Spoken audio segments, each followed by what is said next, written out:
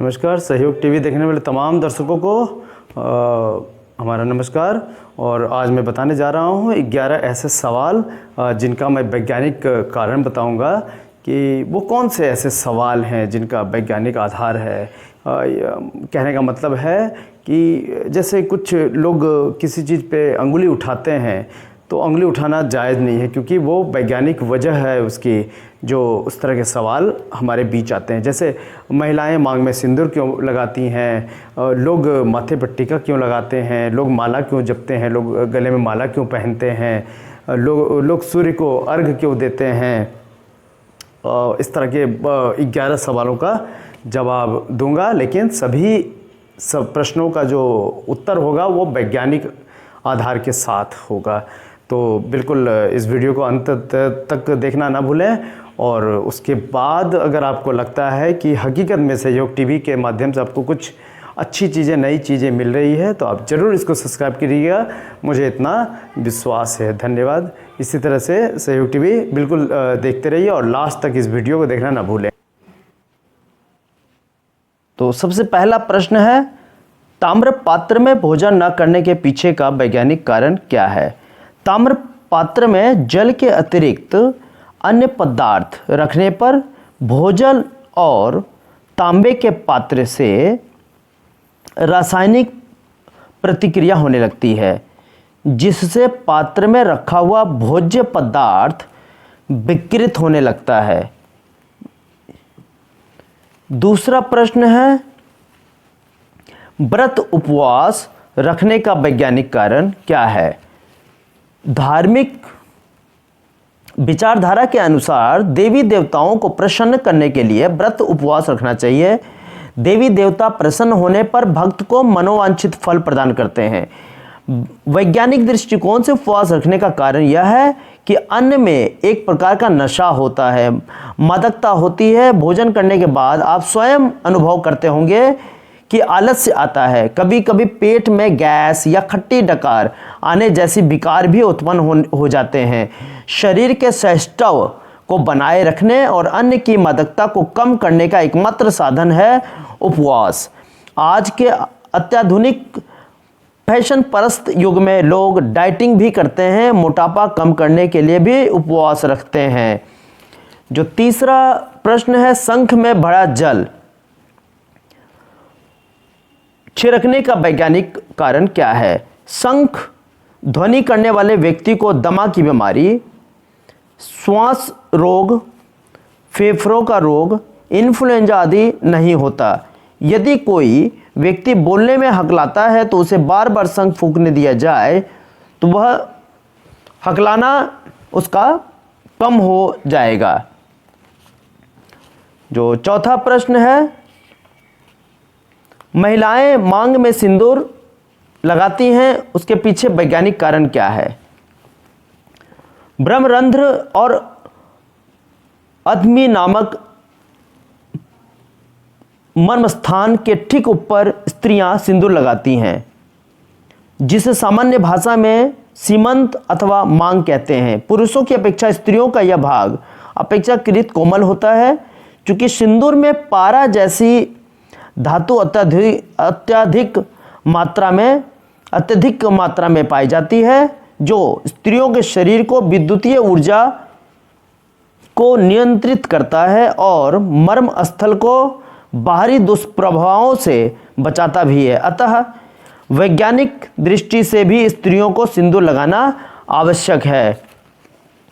माथे पर तिलक लगाने का वैज्ञानिक कारण क्या है। जब हम मस्तिष्क से आवश्यकता से अधिक काम लेते हैं, तब ज्ञान तंतुओं के विचारक केंद्र भ्रिकुटी और ललाट के मध्य में पीड़ा उत्पन्न हो जाती है। ठीक उस स्थान पर जहां तिलक त्रिपुंड लगाते हैं, चंदन का तिलक ज्ञान तंतुओं को शीतलता प्रदान करता है। जो प्रतिदिन प्रातःकाल स्नान के बाद चंदन का तिलक लगाते हैं, उन्हें सिर दर्द की शिकायत नहीं होती। इस तथ्य को डॉक्टर्स एवं वैद्य हकीम भी स्वीकार करते हैं।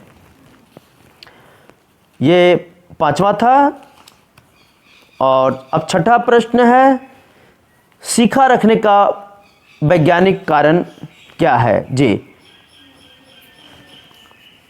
सीखा रखने का वैज्ञानिक कारण क्या है? इसका जवाब है सीखा वाले स्थान पर ब्रह्मरंध्र, जी ब्रह्मरंध्र होता है, जिसे दसम द्वार भी कहते हैं। जरा सी चोट उस स्थान पर लगने से मनुष्य की मृत्यु भी हो सकती है। दसम द्वार की रक्षा हेतु सीखा रखने का विधान है। 7वां जो प्रश्न है, गौमूत्र का पवित्र होने के पीछे का वैज्ञानिक कारण क्या है? जी, तो इसका जवाब है हिंदू परंपरा के अनुसार गौ को माता समान माना गया है। गौ माता शुचि यानी पवित्र है, उनका मुख का भाग अपवित्र माना गया है, किंतु पीठ के पीछे का भाग पवित्र है।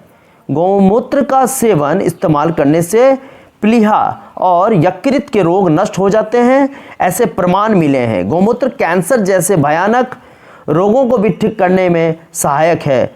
संक्रमण से उत्पन्न बीमारियां भी इसके सेवन से ठीक हो जाती है। इस तरह वैज्ञानिक दृष्टि से भी यह पवित्र है। जो 8वां प्रश्न है, बिना स्नान किए भोजन करना अनुचित होने के पीछे का वैज्ञानिक कारण क्या है? शास्त्र कहते हैं कि बिना स्नान किए भोजन करना गंदगी खाने के समान होता है। अस्नायी समलम भोवते। जो 9वां प्रश्न है, आसन बिछाकर बैठने का वैज्ञानिक कारण क्या है? पूजा पाठ करने से मनुष्य में एक विशेष प्रकार की शक्ति का संचार होता है। वह शक्ति लीक होकर अर्थ ना हो जाए, इसलिए पूजा करने वाले और भूमि के बीच विद्युत कुचालक के रूप में आसनों का प्रयोग करते हैं। हमारे ऋषि मुनियों ने कुशासन को तथा व्याघ्र चर्म, मृग चर्म को आसनों में सर्वश्रेष्ठ कहा है। आप स्वयं अनेक तस्वीरों में भगवान शिव जी को व्याघ्र चर्म के आसन पर समाधिस्थ अवस्था में देख सकते हैं। जो 10वां प्रश्न है, माला फेरने के पीछे का वैज्ञानिक कारण क्या है? इसका वैज्ञानिक कारण मैं बता रहा हूं आपको। माला फेरते समय अंगूठे और अंगुली के मध्य घर्षण से एक प्रकार की विद्युत उत्पन्न होती है, जो धमनियों द्वारा होकर सीधी हृदय चक्र को प्रभावित करती है, जिससे चंचल मन स्थिर हो जाता है। और जो 11वां और आखिरी प्रश्न है, वह है सूर्य को अर्घ्य देने का वैज्ञानिक कारण क्या है? बहुत ही लाजवाब प्रश्न, और इसके उत्तर आपको बता रहा हूं मैं, बहुत गौर से सुनिएगा। धार्मिक मान्यताओं के अनुसार सूर्य को जल दिए बिना अन्य ग्रहण करना पाप है। अलंकारिक भाषा में वेद कहते हैं कि संध्या के समय सूर्य को दिए गए अर्घ्य के जलकण वज्र बनकर असुरों का नाश करते हैं। विज्ञान की दृष्टि में असुर कौन है? मनुष्यों को प्रताड़ित करने वाले ये असुर कौन है? ये असुर हैं टाइफाइड, निमोनिया, राजयक्षमा आदि रोग, जिनको नष्ट करने की दिव्य शक्ति सूर्य की किरणों में होती है।